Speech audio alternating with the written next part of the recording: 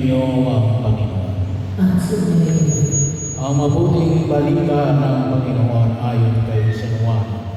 Papuri sa iyo, Panginoon.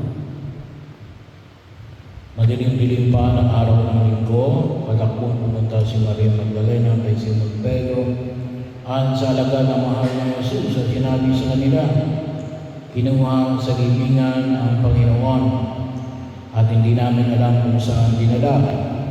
Kaya si Pedro at ang nasabing alagad ay nagpunta sa libingan.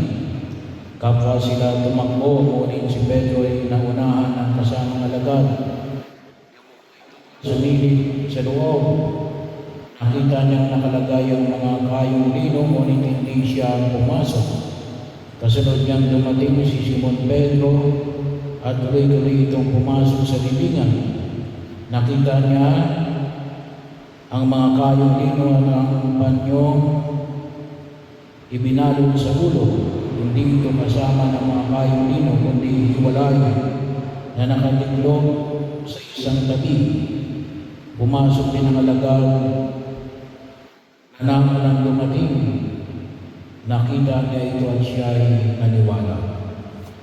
Ang mabuting balita ng Panginoon. Pinupuri ka namin,